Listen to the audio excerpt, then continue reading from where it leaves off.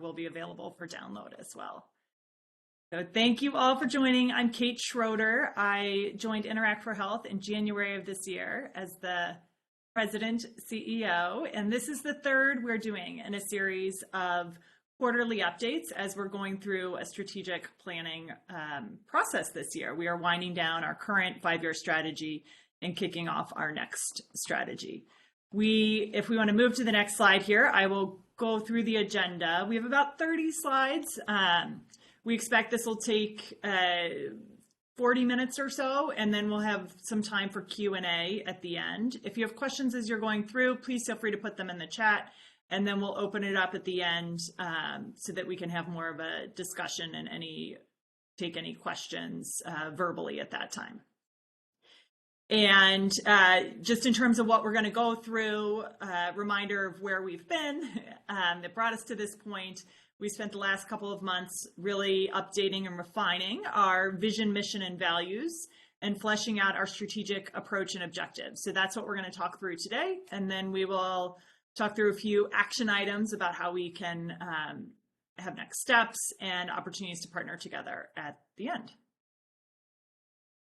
So to dive in here, just a reminder, the last time we did an update with a webinar like this was in July. And we spent really the first part of the year going through data, listening to people and listening to the data. What that told us was, our region does lag the nation in key indicators of health. We have a lower life expectancy here by about 2 years than the nation, and that hasn't changed over the past 10, 20 years. And that we have huge disparities between people and places. That gap in life expectancy of 26 years, up to 26 years in our region. And again, those gaps have not changed over time, and that these disparities exist between people and places, and they're driven by social inequities. We went through the strengths, weaknesses, opportunities, and threats. Really appreciate all the valuable feedback from folks that went into that, and you'll see sort of the themes presenting and the direction that we're going in today. And in July, we talked about the 2 top health needs that came out of all of this work, and it was really mental health of youth and adults, and it's mental health and well-being, and then social determinants that really underlie those disparities that we talked about. And so those are the 2 emerging themes. Health equity leadership, which you'll see as we go through this, has evolved to become health justice, is what we're calling that body of work. And then mental health and well-being is the second area. We also talked in July about who we'll focus on and where we'll focus. On the right here, this will not change. We are very committed. It is part of the funds that started Interact for Health 25 years ago, was a commitment to this 20-county region across the 3 states, and that commitment remains the same. The priority populations that came out of our work in the first half of the year, as a reminder, these are the populations that are experiencing the greatest disparities in health and will be a priority throughout all of our work. It's Black and Hispanic residents, children and youth, and families with low incomes, and people living in rural communities.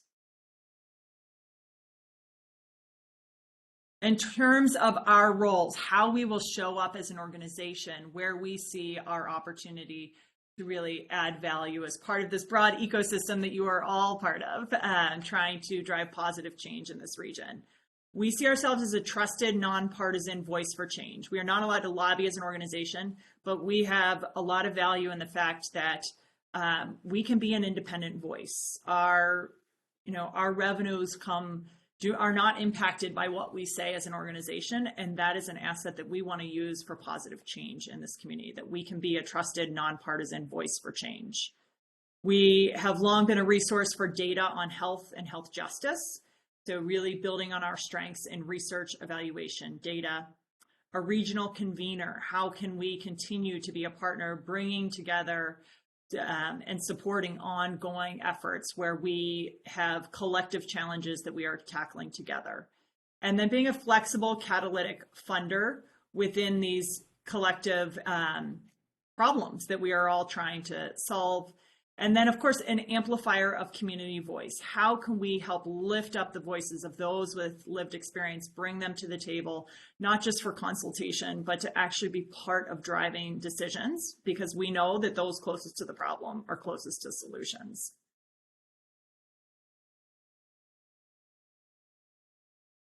This is just to lay out the context of where we have been as an organization. So we started out 25 years ago as the Health Foundation of Greater Cincinnati. Throughout this entire history, we've had a focus on policy work. And that started out in the space of diversion and mental health courts. We really were active in the Affordable Care Act readiness, Medicaid expansion, and more recently in Tobacco 21. Also in that early period, the focus was on support for school-based health centers and in the mental health, severe mental illness, substance use disorders, how do we expand access to care in that space? And then community-led substance use prevention efforts.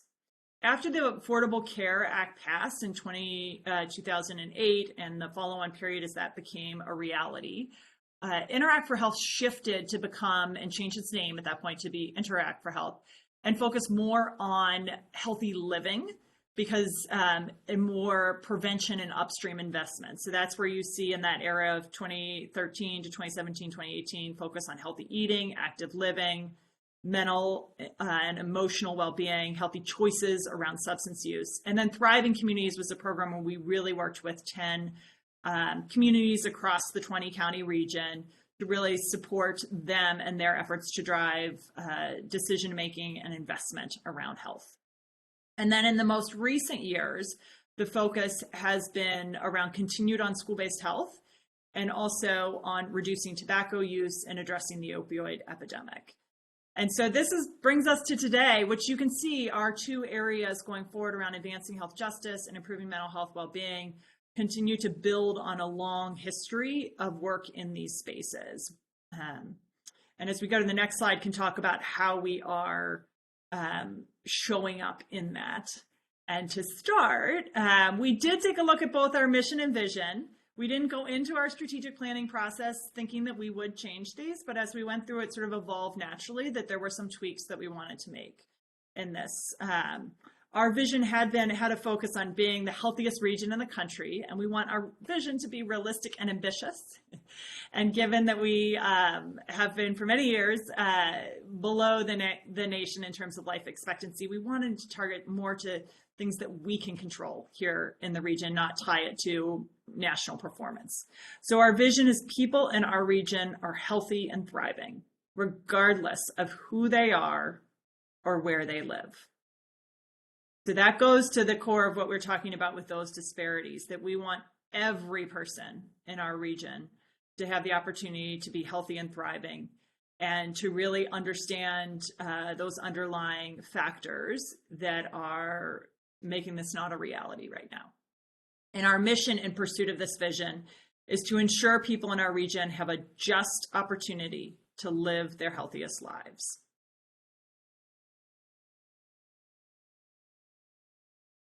And as part of this exercise, we spent a lot of time digging into our values. What do we stand for as an organization, both as individuals who work here and as an organization that shows up in the community? And our prior values had been single words, learning, stewardship, words that everybody would agree with, but we wanted things that were more inspiring to us and also actionable, where we can hold ourselves accountable internally and all of you can hold us accountable to showing up in these values and hold us accountable for acting out these values on a regular basis and in your interactions with us. So just to go through these, and this was an exercise that we did with everyone on our staff and really started with personal values that led to these 6 that we have here. The first one is that we tackle root causes. We work to undo and prevent unfair systems, policies, and all forms of racism and discrimination. We are not here just to solve sort of short-term problems. We want to get to the root of what is preventing everyone from being healthy and thriving in our region. 2, we amplify community power. Acknowledging our privilege as a funder, we know that those closest to a problem are closest to the solutions. We want to listen. We want to empower those that are closest to the problems to solve them. We do not have the answers. We see our role as an enabler in this ecosystem. 3, we speak openly. We do not shy away from hard conversations. We are brave in our words and actions. We want to know if we are doing things that are not working. We will admit mistakes. We want to pivot. We want to solve these problems in a real way. It is not about credit. It is not about feeling good. It is about making a difference. And so that takes direct and open conversations. We partner with trust. We come to the table with humility, with honesty, with transparency, and then we start by listening. We are relentless problem solvers. We work with curiosity, urgency, flexibility. We take risks, innovate, and learn from mistakes. And lastly, we strive for impact. We work to achieve positive, lasting change at scale. We are future focused and seek to transform the status quo. I think all of you likely share these values with us. We are here to make a difference. It is not about, just putting out small grants that are going to make a short term or a difference in a 1 month, 2 month. We want to work together with all of you to really tackle some of these long-standing barriers that have prevented progress in closing disparities and improving health in our region overall. And so we do, again, ask you to hold us accountable with these values as we move forward in our work.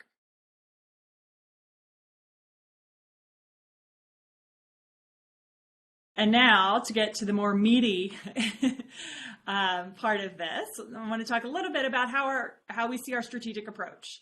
And this first bullet is a bit of a change, and it's a move in philanthropy overall. And as someone who has been in public health for 15 years now, and as a grantee for most of those years, this one is especially important to me because we want to take a more adaptive approach where we co-create solutions with community and with partners and adapt based on learning. What is important to us is to say, where are we going as a community of partners in this region? What are the areas and metrics that we want to improve on? We don't exactly know what all the strategies are going to be to get there, and they will change. We will learn as we go. New resources will come in, things will adapt. And so our goal is not to hold us accountable to, executing programs exactly as we think in this day. It is how do we adapt and learn together to go towards a common goal. We want to invest more in policy and systems change driven by community and collective efforts.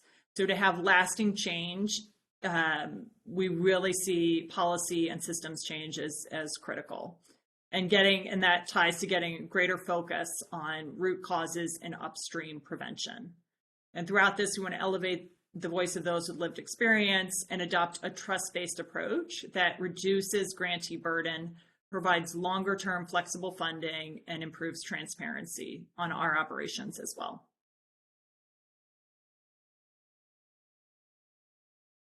And this is a graphic, many of you are probably familiar with it. I know I've seen the first 3 panels many times. The reality is just that, based on who we are and where we're born, we have different advantages from the outset. For a long time, there was a focus on equality, giving everyone equal benefits. And then in more recent years, that's moved to a focus on equity, where recognizing that everybody doesn't need the same thing in this picture to see the game, but where we see ourselves and why we're moving more towards health justice and even beyond health equity is that we want to get to this 4th panel where we as partners, as a foundation, do not want to be in the business of just providing crates. In this picture, we want to address the underlying barriers that are preventing people from achieving their healthiest lives and addressing these disparities. So we really see it's not just about making sure that people have the support that they need. It is also, over the long run, how can we address those barriers and systems that are preventing folks from, in this picture, being able to see the game from the very beginning. And there is a lot going on this slide, and my colleagues will talk through the components of it. But just to um, use it as a framing graphic right now, what we see the top of this, the branches, are the disparities that we see appearing in all aspects of health. You can see there are many different areas of health that are appearing in these branches. And what we're acknowledging in this is that there are root causes: racism, discrimination, disparities in power and influence, and the social drivers of health and well-being that underlie these outcomes that are sort of baked in to what is presenting at the top of the tree. And in our strategy, we want to be working on both the roots as well as the branches. And so our body of work around advancing health justice is focused on the roots of this tree. And then our work on improving mental health and well-being is focused more on the branches. And I'm going to let my colleagues talk through more in detail about those two bodies of work.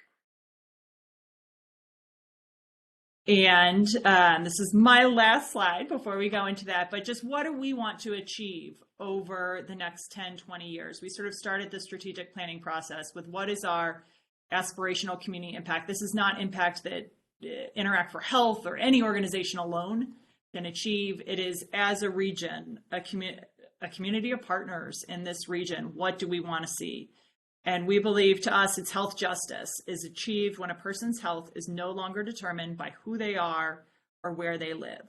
We strive for a system that produces overall improvement and reduced disparities in the long run. So when we think about big picture, what do we want the Cincinnati region, this 20 county region, to make progress on over the next 10, 20 years? It is these metrics here. And these are metrics we will be tracking for ourselves, but also we want to help track as a community. How can we all have on our radar? Is life expectancy and quality of life improving? Is premature death going down? What about how are we tracking progress in disparities, in racism and discrimination, and those social drivers of health? And then in that mental health and well-being space, we want to see mental health and mentally healthy days increasing and decreases in deaths of despair, those due to suicide, drugs, alcohol. And so I'm going to hand it over to Ashley to talk about the first priority area around advancing health justice. Yes. Good morning, everyone. I'm really excited that everyone was able to join us today, and I'm even more excited to really talk about our first priority, advancing health justice, addressing root causes through power building, policy, and systems change. We can go to the next slide.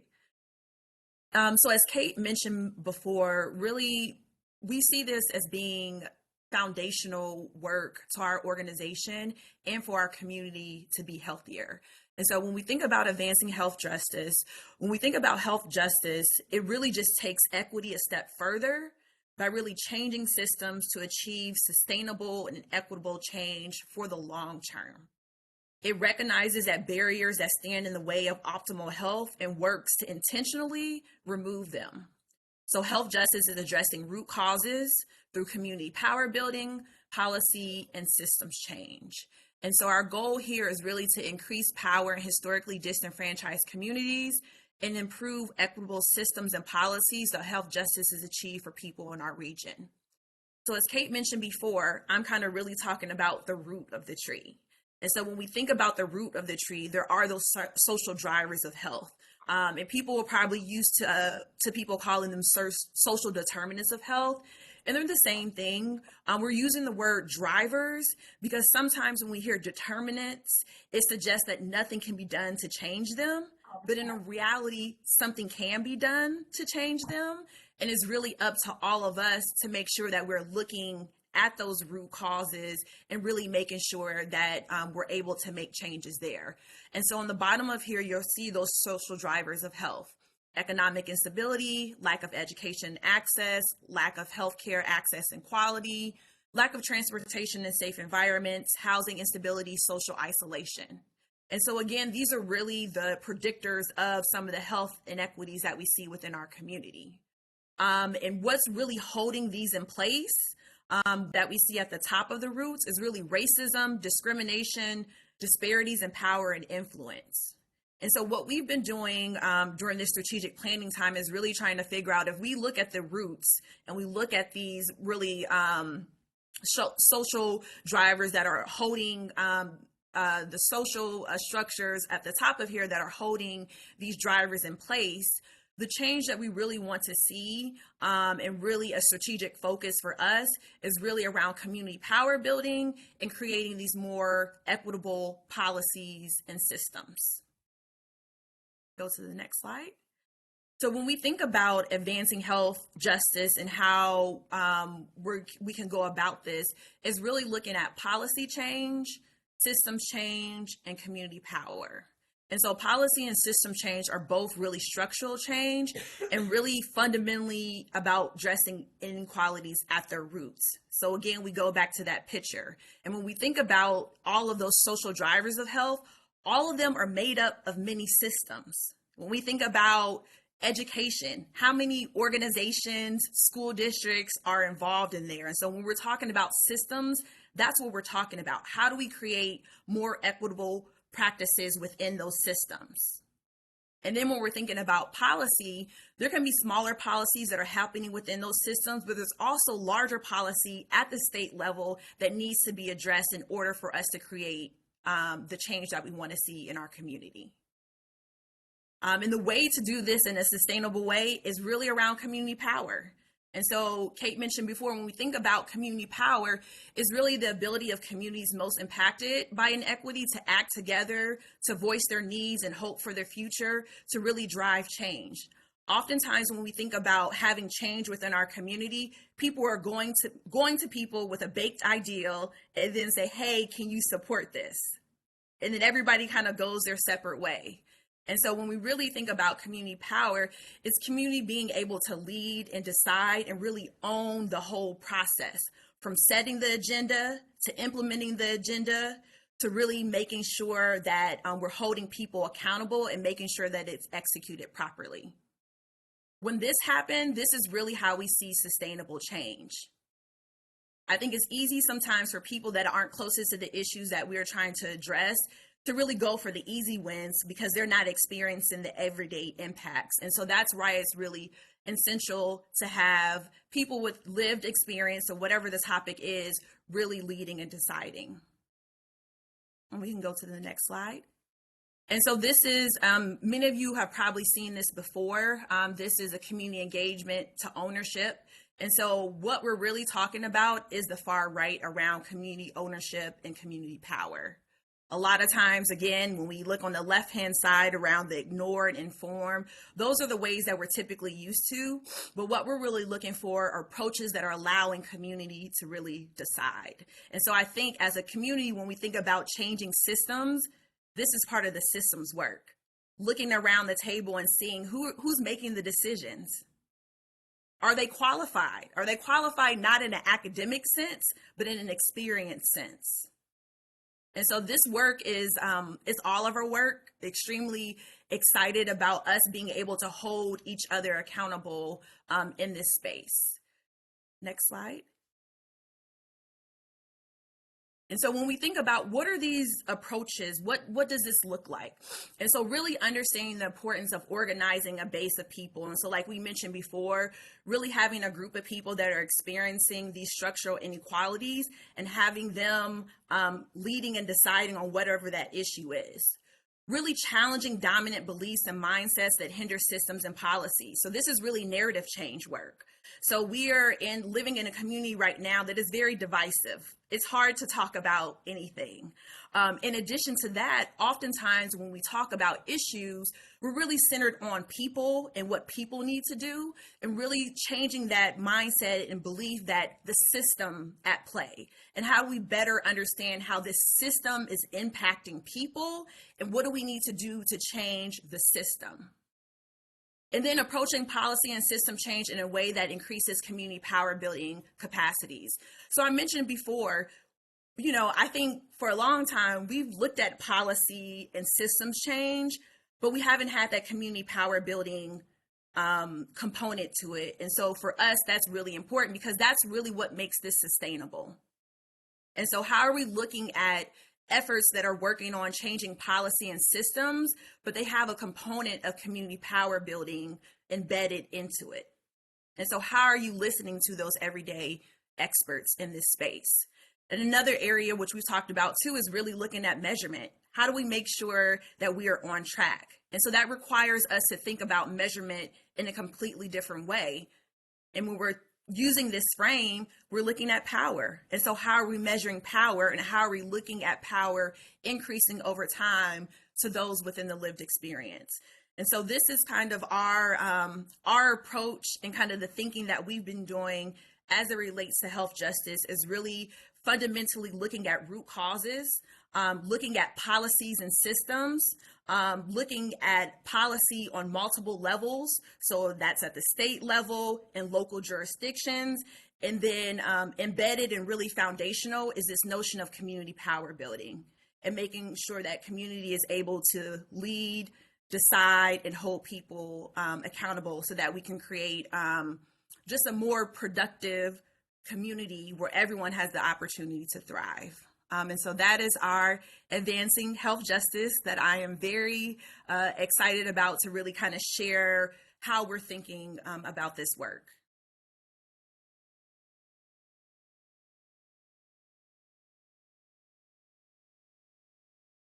All right. Thank you, Ashley.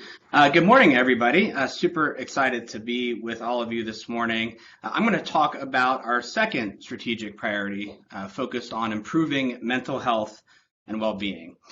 So this priority is very focused on improving systems, policies, and social support, so that people in our region have a just opportunity for their best mental health and well-being. So if you go back to our tree graphic, if you can think of our strategy really in two parts. The part that Ashley just laid out, our health justice area, is really focused on addressing those underlying root causes of the health disparities that we see today. Those social inequities that are held in place by structural racism, discrimination, imbalances in power that are leading directly to the health disparities that we see today in basically every measure of health that you can think of.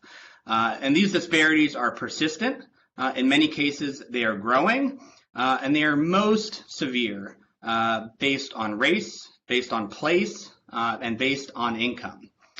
So you can think of our strategy, again, in two parts: addressing the root causes and then addressing the branches as well. And based on, again, extensive community feedback, stakeholder feedback, data, the most urgent community need, the most urgent branch, so to speak, to address right now is mental health, especially for our young people, because as many of you know, you're working in this space every day.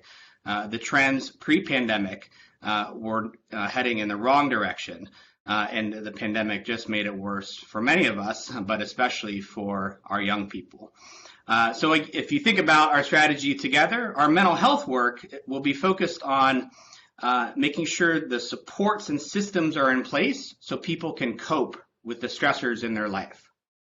Whereas our health justice work is really focused on removing or reducing those stressors in the first place, right? We all know that an eviction or a job that just doesn't make ends meet has significant tolls, not only on our physical health, but also our mental health.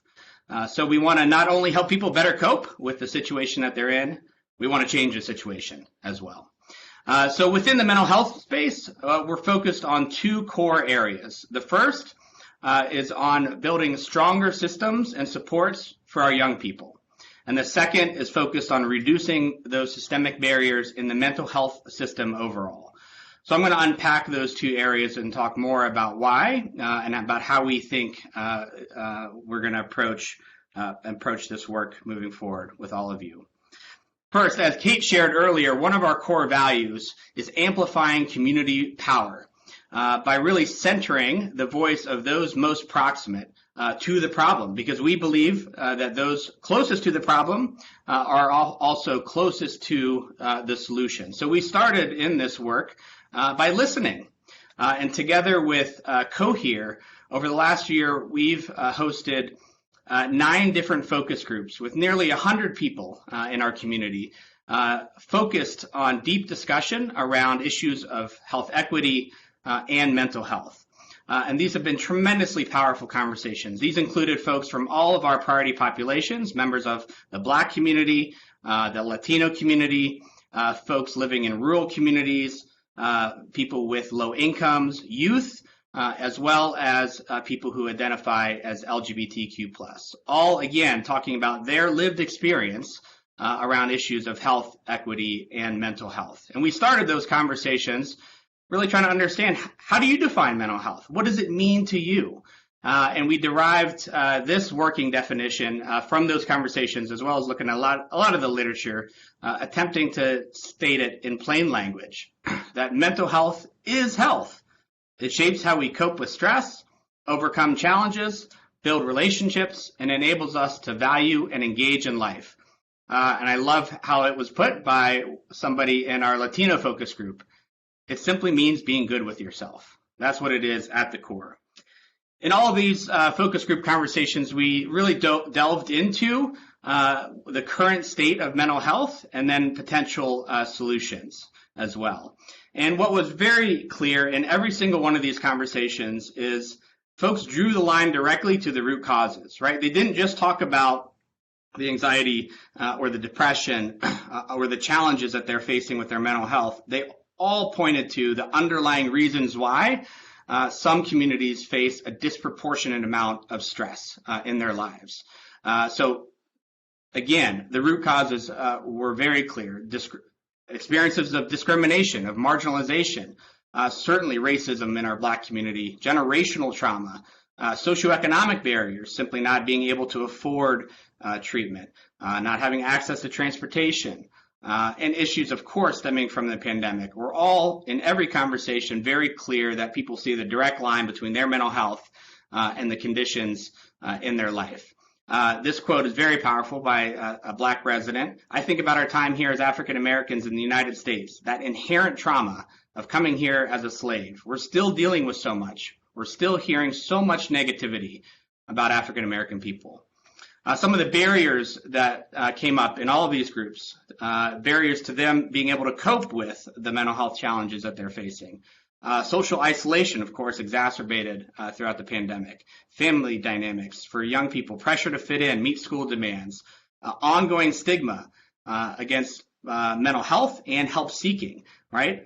We believe that it has improved over the past few years. It's become much more normal to talk about mental health challenges, but there's still a stigma that is getting in the way of people accessing the kind of help that they need. Certainly language barriers and overall lack of accessibility to services. As one of our Hispanic residents noted, language is a huge barrier to getting mental health support. I know the help is there, but finding it is the problem. Some of the solutions that came out of these groups, some might be obvious, some might not be to you. Certainly more mental health and substance use resources when and where people need it, in ways that are accessible and culturally appropriate. Workforce diversity, we know everyone's facing a crisis around workforce, and that's certainly the case in the behavioral health sector. But especially not having enough providers of color is getting in the way. As somebody in one of our Black focus groups made it very clear, I don't want to have to go to therapy and explain what life is like being Black in America. And that made it, I think, abundantly clear that it matters. It matters big time. And we need to double down on efforts to really make sure that our providers are reflecting the community they're serving. Again, stigma keeps coming up over and over again as a barrier getting in the way. All groups, not just the youth in the groups, talked about starting early, focusing on children and youth, and really engaging youth, lifting up their voice in feedback and solutions. Peer support came up time and again, really speaking to the power of people who have experienced the power of that peer supporter, who can walk alongside them and really use their lived experience to both normalize and help them along their own journey. Folks talked a lot about more community, neighborhood-driven solutions that really are based on organizations that have trust with the neighborhood, trust in our health system overall, is challenged right now, as we all know. That's certainly the case in mental health as well. So the more that we can partner with organizations that have trust, that have relevance with these very communities, the better off folks might be opting into services. And certainly, again, because folks made it clear that we need support, we need more support, we need more culturally relevant support, more community support, but we got to tackle those root causes, right? Otherwise, we're just putting a Band-Aid over it. So again, policies, programs that address racism, financial insecurity, housing, many others came up. Folks made it clear that we have to focus on both levels. A couple of quotes. Definitely runs in my family: depression, anxiety. I think there's a lot of doctors that are quick to give medicine, but talk therapy is really expensive if you don't have the right insurance. And then a young person said, my teacher started asking me questions about my experience with the counselor, and it was the first person who was actually interested in what I had to say about the counselor. So a lot of power in asking and acting on feedback. So out of these focus groups, and I'll say we'll hit this at the end, these have been so tremendously rich. We are putting out a report in partnership with Cohere. It'll be released today, and you'll get the follow-up email with a link to it. That has all of the insights and themes from all of these 9 focus groups on mental health.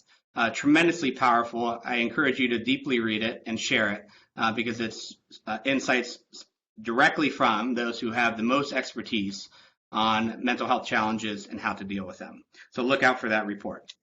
Both from the focus groups and from interaction and conversations with many of you, folks on the ground doing this work in mental health, we have some work to do. We have a lot of work to do. The mental health system, if you can even call it a system of care, is broken in so many ways that the opportunities are endless to make a difference here. The workforce shortages, time and again, came up number one. We just simply can't provide the services that are needed because we don't have enough providers, because our reimbursement often cases is insufficient to pay competitive wages.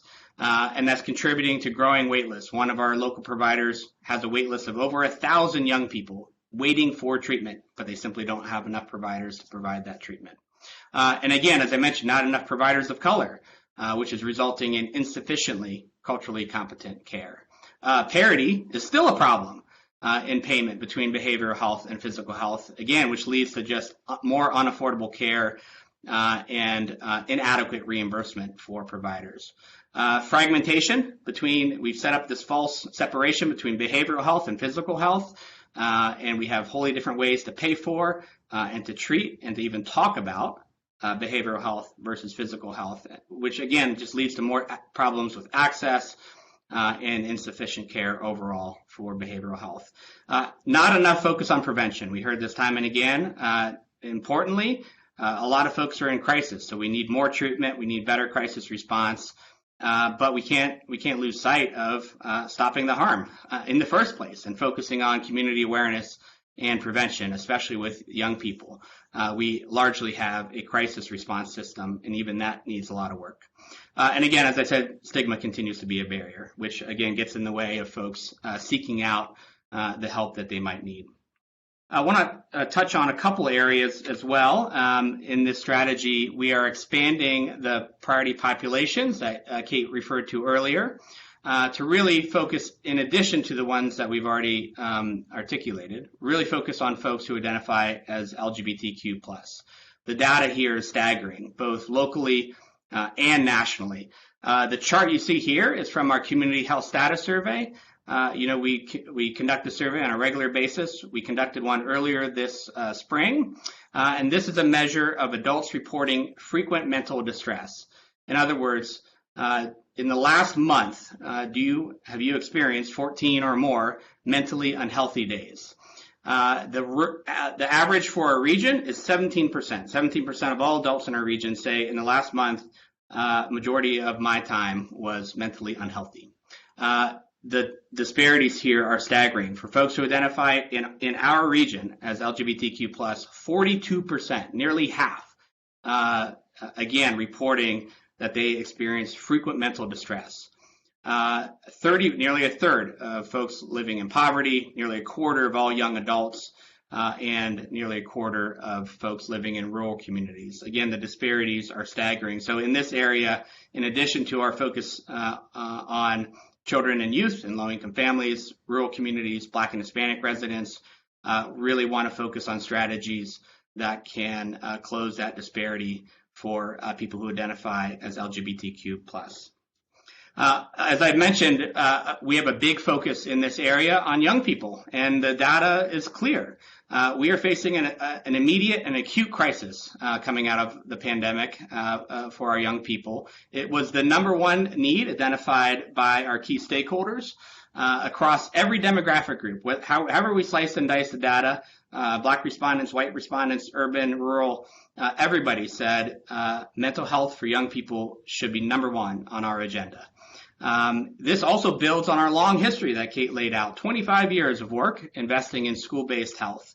So we have a lot of partners already that are in this space that we can build upon. And again, we heard time and again, we just need more upstream prevention.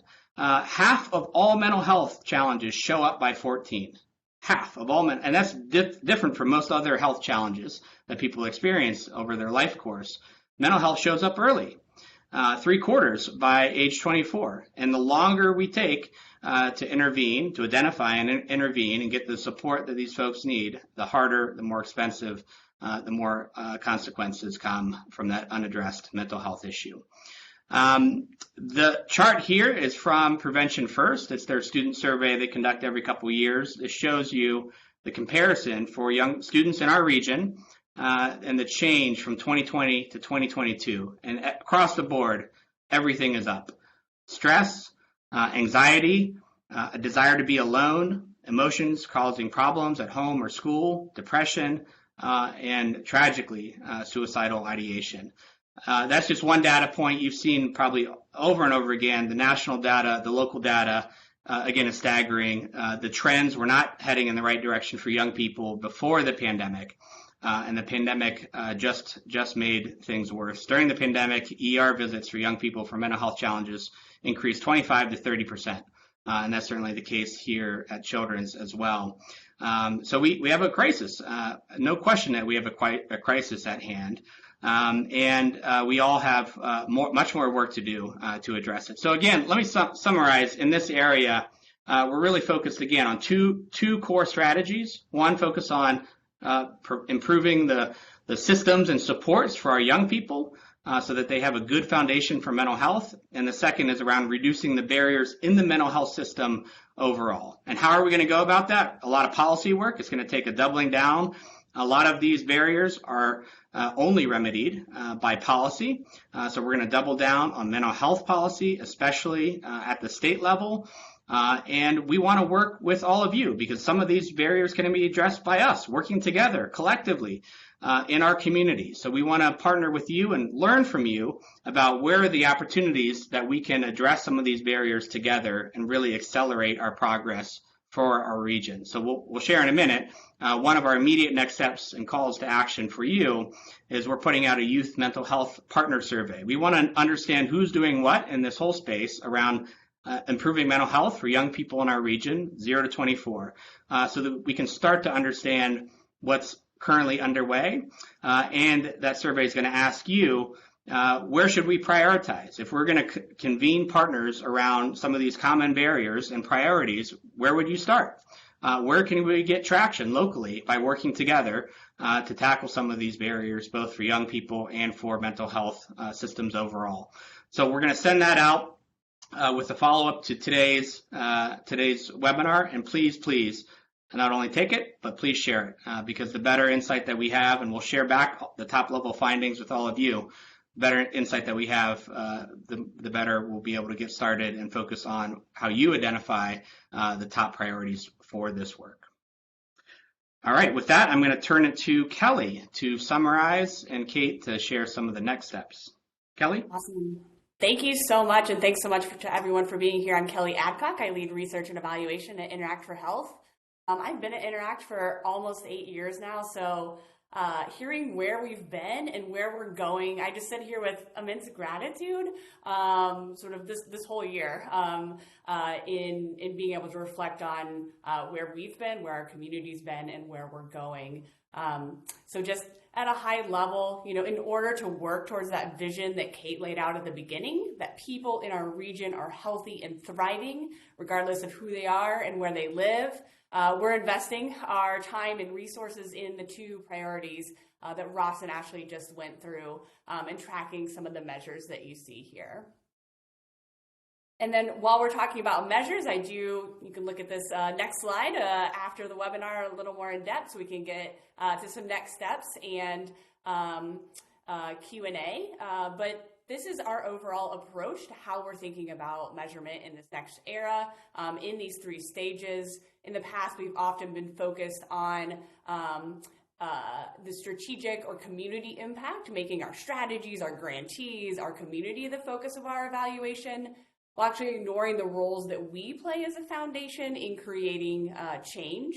So in this era, we want to broaden that. We want to, like Kate said, hold ourselves accountable to advancing our mission, to living up our values, to looking at our own foundation effectiveness, while still, the core of it, being in partnership to influence outcomes together with our grantees, other funders, policymakers, everyday community members here in the strategic priority impact.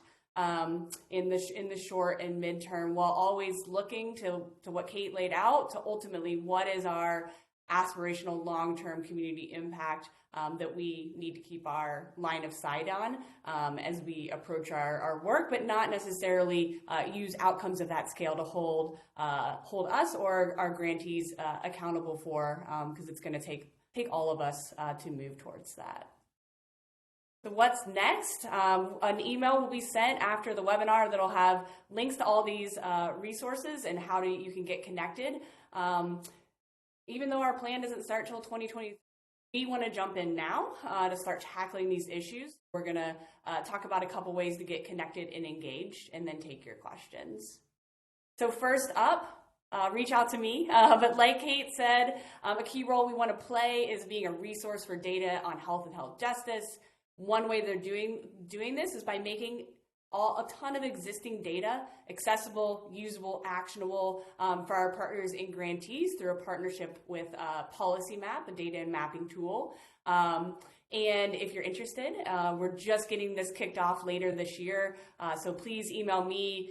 You can learn more about it. And like Ross said, we're releasing the report that includes all of the rich insights from everyday experts on mental health. So please, I encourage you to use it to ground you, to guide your work. It's certainly been informative to us.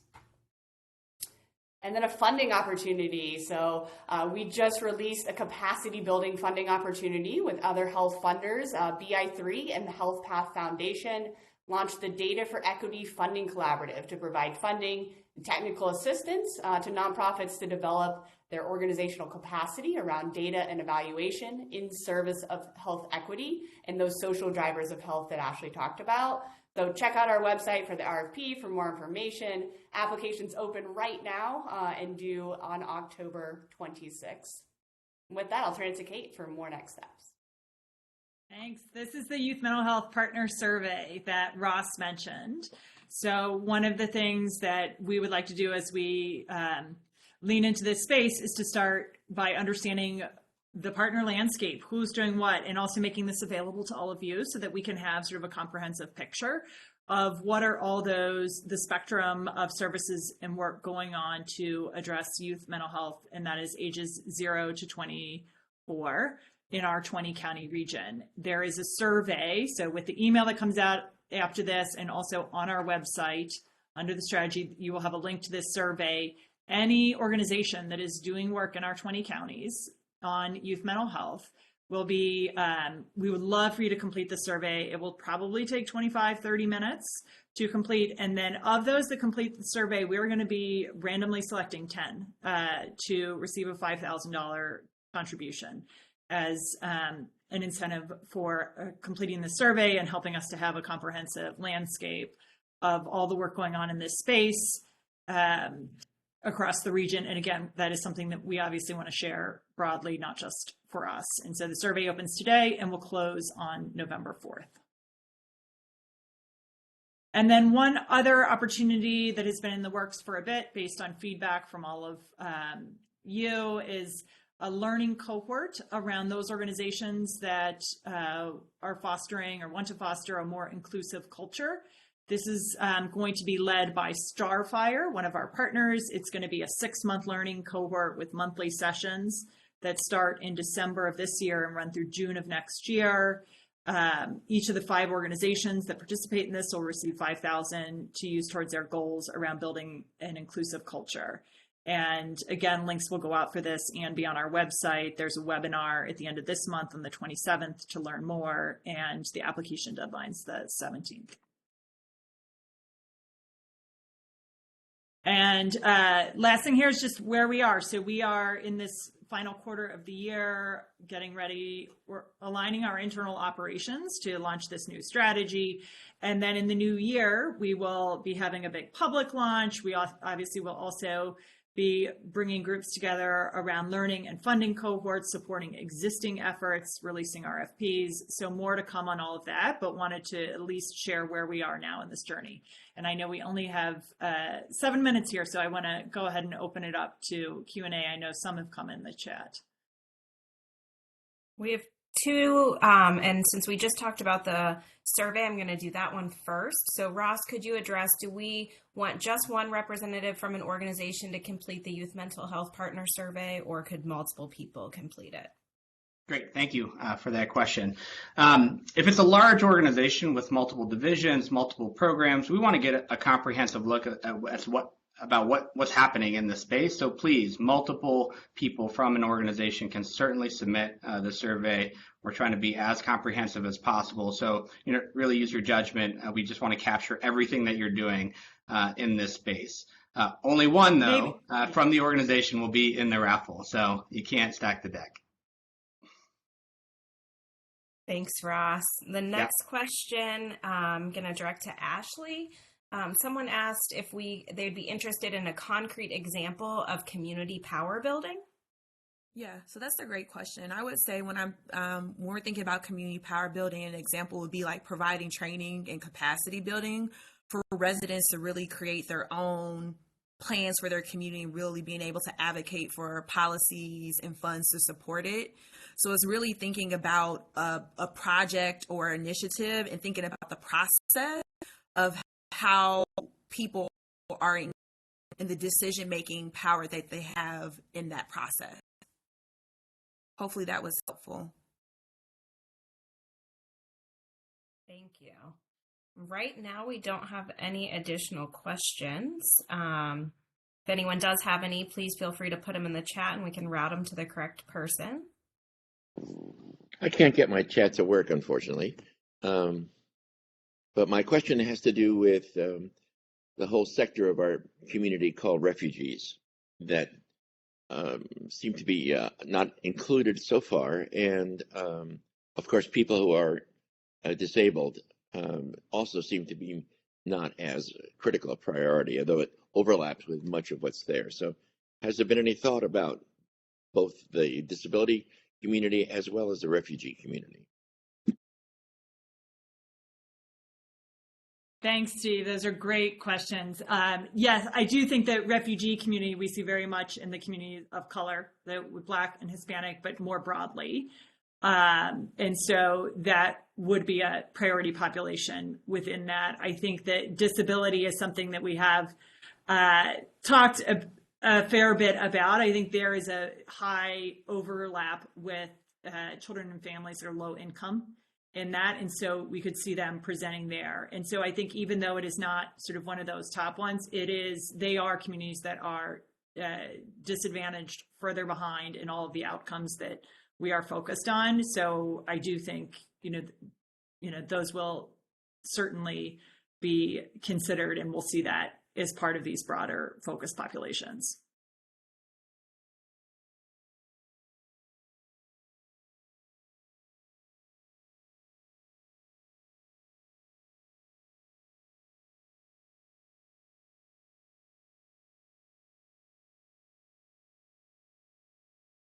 Nothing additional at this time.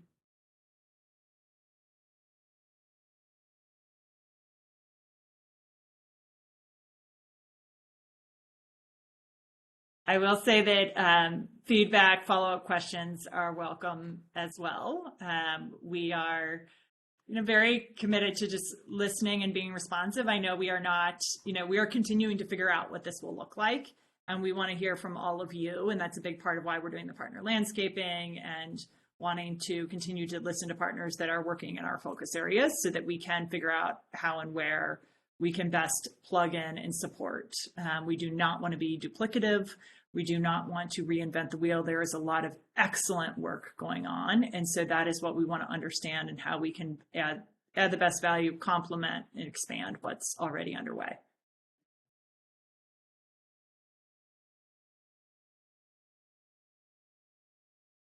Saw a question. All right. I come in did about- ask if the PowerPoint would be available. Yes. Yeah, I was going to jump in. Absolutely. We're in the follow-up email that either be today or Monday. We'll have the PowerPoint, the recording from today, and all the links to all the next steps that we shared. And those will also be on our website. If you go under what's new, strategic planning, all the link to the PowerPoint recording and the links to all the next steps will be there as well.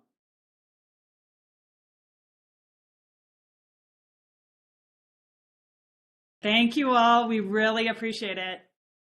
Enjoy the weekend and enjoy Blink for those that are going down. Bye. Thank you.